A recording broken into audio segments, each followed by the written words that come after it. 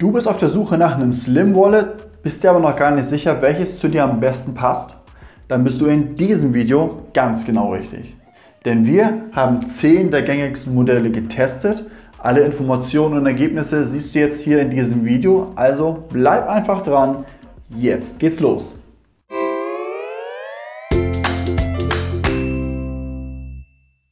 Auf geht's mit unserem Vergleichstest des Slim Wallets. 10 Produkte sind es diesmal geworden und wie üblich geben wir euch einen Überblick über die wesentlichen Unterschiede. Mit dabei in diesem Video 2 Wallets im Karten-Etui-Style mit Rahmen, 2 mit Cardcase aus Aluminium, 2 eher klassische Portemonnaies, nur etwas intelligenter aufgebaut und dadurch kleiner, 2 sogenannte Magic Wallets und last but not least haben wir noch 2, die irgendwie eine Mischung aus verschiedenen Varianten sind. Die Links zu den Produkten findet ihr dabei unter dem Video in der Beschreibung. Und wenn ihr noch etwas mehr Details zu einer der Geldbörsen erfahren wollt, haben wir dort auch die Einzeltests für euch verlinkt. Nun starten wir aber, und zwar mit dem Punkt Ausstattung und Technik. Hier haben wir zunächst die Abmessungen angesiedelt, die für solche Produkte natürlich enorm wichtig sind. Klein und dünn muss es schließlich sein, sonst wäre es ja kein Slim Wallet. In Länge und Breite können sich hier vor allem die Wallets im Karten-Etui-Style durchsetzen. Dazu gehören insbesondere der iClip und das Snap Wallet. Lediglich der Nanoboy Pocket schneidet noch ein bisschen besser ab. Das war's dann aber auch. Zumindest ungefähr so groß wie eine EC-Karte muss so ein Slim Wallet schließlich sein. Weniger geht einfach nicht. Besonders viel Fläche benötigen leider die sogenannten Magic Wallets.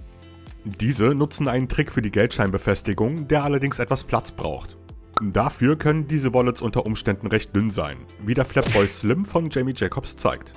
Mit nur einem Zentimeter in der Tiefe ist dieses Wallet so dünn wie kein anderes in unserem Test. Sucht man jedoch den optimalen Kompromiss aus Länge, Breite und Tiefe, ist nach wie vor der iClip als Platzhirsch zu sehen. Was man sich da natürlich fragt ist, wie kriegt der iClip das hin? Und leider muss man das beantworten mit, indem er ganz viel weglässt. Die meisten Slim Wallets, die es schaffen, besonders slim zu sein, schaffen das nämlich nicht durch irgendeinen magischen Trick, sondern indem sie sich auf das Wesentliche beschränken. Entsprechend hat der iClip weder ein Schein noch ein Münzfach integriert. Ja, man hat stattdessen eine Geldklammer. Und ja, man kann ein Coincase extra kaufen, aber es bleibt im Kern ein Kartenetui und eben kein vollständiges Portemonnaie. Wer mit Bargeld nicht viel am Hut hat, für den mag das hier die perfekte Geldbörse sein und zugegeben, es geht ja auch immer mehr in die Richtung, dass man lieber mit Karte zahlt. Aber was ist mit den Leuten, die ihr Portemonnaie verkleinern und dennoch nicht auf alle Annehmlichkeiten verzichten wollen? Für die mag folgende Darstellung vielleicht interessant sein. Hier haben wir einmal dargestellt, welche der von uns getesteten Wallets ein Schein- bzw. Münzfach besitzen und welche nicht. Natürlich gibt es bei den meisten Geldbörsen verschiedene Ausstattungsvarianten. Schaut also gerne mal in unsere Einzeltests rein. Dort geben wir euch einen Überblick, was es da so gibt. Findet ihr alles unten in der Videobeschreibung. Für unsere Darstellung hier gehen wir aber erstmal von den Varianten aus, die wir auch auf unserem Testtisch hatten und im Endeffekt zeigt sich dabei ein sehr durchwachsenes Bild. Schaut man aber etwas genauer hin, findet man letztendlich 3 Geldbörsen, die sowohl ein vollwertiges Scheinfach als auch ein Münzfach mitbringen. Und dazu gehören das Don Bolso Wallet Next Gen, das Boss Prime Maxus 1 und das von Hesen Slim Wallet. Alle 3 sind von ihren Abmessungen her im Mittelmaß, also durchaus akzeptabel. Etwas herabsetzen müssen wir allerdings das Wallet von Boss, da es insbesondere von der Anzahl der Kartensteckplätze mit den meisten anderen Wallets nicht mithalten kann. Besonders iClip, Nanoboy und auch die Magic Wallets bieten hier schlichtweg mehr Möglichkeiten. Das Boss leidet hier unter dem typischen Problem, das Wallets mit Cardcase mit sich bringen. Diese sind recht eingeschränkt und fassen in der Regel nur bis zu 6 Karten. Vorteil ist dem entgegen, dass diese Cases aus Aluminium bestehen und somit bereits von Grund auf einen Schutz vor ungewollten NFC-Abbuchungen bieten. Nur zur Erklärung. NFC bedeutet Near Field Communication und wird genutzt, um kontaktloses Bezahlen an Kartenterminals zu ermöglichen.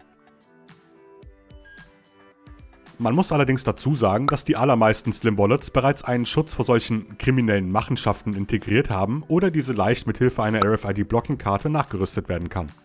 Unterm Strich bleibt das Wallet vom Boss somit zurück, sodass sich das Don Bolso Wallet Next Gen und das von Hesen Slim Wallet in Sachen Ausstattung und Technik durchsetzen können.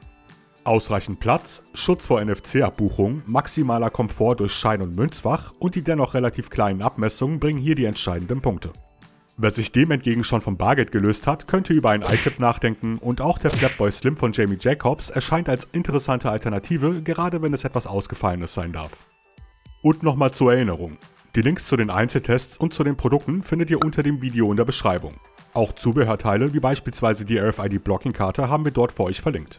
Und wenn euch das Video weitergeholfen hat, dann lasst uns gerne ein Like da und abonniert unseren Kanal. So viel zu den Infos rund um die von uns getesteten Slim Wallets. Nun wollen wir mal schauen, was unser Kollege Remo so zu erzählen hat. Der hat die einzelnen Wallets nämlich für uns im Alltag auf die Probe gestellt und dabei einiges an Erfahrung gesammelt. Wer sich jetzt für ein Slim Wallet interessiert, allerdings hier noch keinerlei Erfahrung gesammelt hat, der hat natürlich ein paar Fragen. Wie zum Beispiel Frage Nummer 1. Zerkratzen in meinem Slim Wallet die Karten schneller als in einem herkömmlichen und normalen Portemonnaie? An dieser Stelle müssen wir auf jeden Fall erst einmal unterscheiden, denn das ist wichtig. Wir haben hier einerseits die Modelle, bei denen wir einzelne Kartenslots haben. Das heißt also, pro Kartenslot kann man eine Karte reinpacken. Dazu kommt, dass diese Slots auch noch mit einem feinen, weichen Material ausgekleidet sind. Hier sind die Karten also vor Kratzern bestmöglich geschützt. Während wir auf der anderen Hand die Modelle haben, wo die Karten alle zusammen aufeinanderliegend in ein Fach reinkommen. Jedes Mal, wenn ich eine Karte rausnehme, reiben sie aufeinander und das erzeugt natürlich im Laufe der Zeit kleine und feine Kratzer. Wir sind allerdings der Meinung, dass durch diese Reibung zwar Kratzer entstehen, die Kratzer aber nicht so schlimm sind, dass die Oberfläche bzw. die Karte unbrauchbar dadurch wird. Die zweite Frage lautet, wie schnell gewöhne ich mich denn an mein neues Smart Wallet? Im Großen und Ganzen ist es tatsächlich so, innerhalb von 3 Wochen hat man sich, egal bei welchem Modell, auf jeden Fall daran gewöhnt. Davon bin ich überzeugt. Es gibt hier allerdings Unterschiede. Und zwar will ich hier mal 2 Varianten nennen, die so weit auseinander liegen, wie sie kaum liegen können. Das erste ist das Smart Wallet von Don Bolso. Die Eingewöhnungszeit, würde ich behaupten, ist hier nahezu bei 0. Denn im Prinzip ist es ein herkömmliches, normales Portemonnaie, halt nur alles deutlich kleiner, viel reduzierter, smarter aufgebaut. Die einzige Eingewöhnung liegt darin, sich in der Gesamtheit dessen, was man reinpackt, einfach zu reduzieren. Ansonsten Kleingeld, Scheingeld, Karten kann man alles sonst wie auch gewohnt mitnehmen. Auf der anderen Hand haben wir eine der längsten Eingewöhnungszeiten, den iClip. Hier ist alles anders, als man es kennt. Alle Karten aufeinander gestapelt in einem Fach. Wir haben kein Geldscheinfach mehr, sondern nur noch ein Clip, wo das Geld reingeklemmt wird. Und wir müssen sogar komplett auf eine Möglichkeit verzichten, Kleingeld am Wallet mitzunehmen. Also hier würde ich sagen, Leute, die sich schwer tun, werden vielleicht so 3 Wochen brauchen. Aber selbst dann sind sie eins mit dem neuen Smart Wallet. Und die dritte Frage lautet, ist der Inhalt meines Portemonnaies vor Herausfallen gesichert? Im Großen und Ganzen kann man sagen, leisten sich die Portemonnaies eigentlich keine großen Fehler und es fällt nichts raus. In den allermeisten Alltagssituationen ist der Inhalt also vor Herausfallen ziemlich gut geschützt. 2 Beispiele habe ich allerdings dabei, auf die ich einmal eingehen möchte, wo es nicht ganz so optimal läuft. Die erste Variante ist einmal das Smart Wallet von Secret. Wir haben hier zwar ein schönes festes Aluminium-Case, in dem die Karten ziemlich sicher drin stecken, aber es ist auch eingeschlagen in einer ziemlich weichen Lederhülle.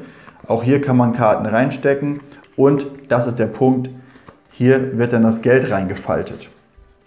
Wenn das Portemonnaie jetzt in eine größere Tasche reinkommt, in einen Rucksack oder einen Einkaufsbeutel und kann sich frei bewegen, besteht die Möglichkeit, dass es sich entfaltet und das Geld eventuell rausrutscht. Solange das in der Tasche passiert, ist das noch nicht das Wildeste, man findet alles wieder.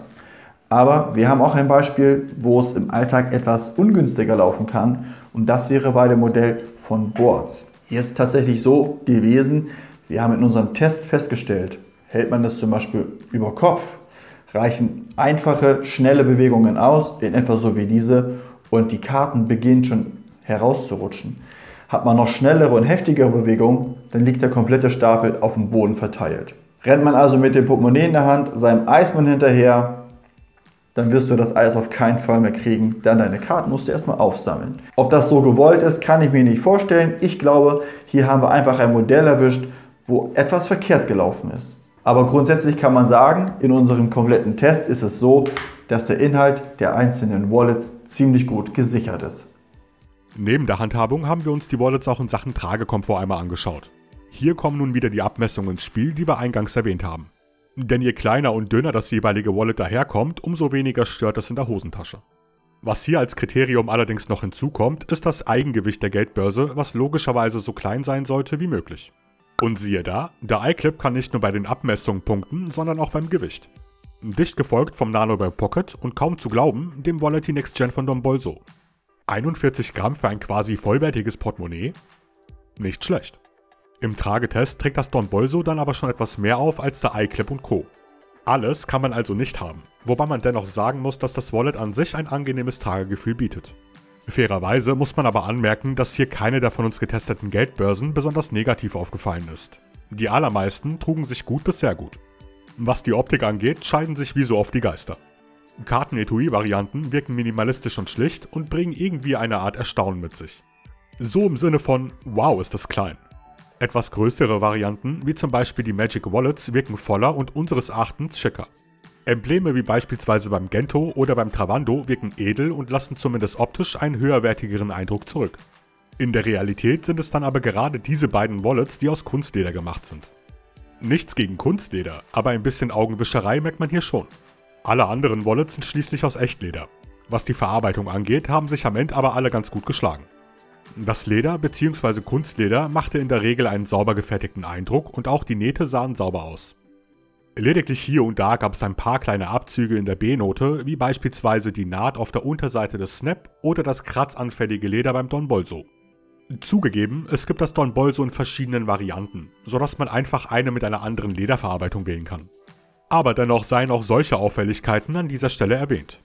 Unterm Strich ist es trotz der abschließenden Kritik das Don Bolso Wallet Next Gen, das uns im Praxistest überzeugen konnte, wenngleich man vielleicht besser die Carbon-Leder-Variante bestellen sollte.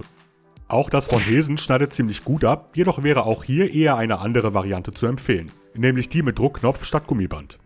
Ansonsten sind auch wieder der iClip sowie der Flapboy Slim hoch im Kurs. Die Slim Wallets in unserem Vergleichstest wurden eingehend unter die Lupe genommen und man kann unterm Strich sagen, dass keines so richtig durchgefallen ist. Alle kommen in unserer Bewertung zumindest über 8. Da kann man nicht meckern. Dennoch wollen wir unsere Testsieger hier einmal vorstellen. Auf dem ersten Platz in der Gesamtbewertung haben wir das Don Bolso Wallet Next Gen, das verhältnismäßig klein ist und dennoch kaum Annehmlichkeiten vermissen lässt. Auf dem zweiten Platz kommt das von Hesen Slim Wallet, das lediglich in einigen Details, wie zum Beispiel beim Gewicht, hinter dem Don Bolso zurückbleibt. Und den dritten Platz teilen sich der iClip und der Flapboy Slim von Jamie Jacobs. So, diese Wallets haben wir für euch gecheckt. Wenn eins dabei ist, was euch besonders interessiert, dann schaut doch mal unten in die Videobeschreibung, denn dort sind alle Produkte nochmal verlinkt. Selbstverständlich inklusive Einzeltest. Ansonsten würde ich mich freuen, wenn ihr einfach noch dran bleibt, denn in der Endcard folgen gleich noch ein paar interessante Videovorschläge.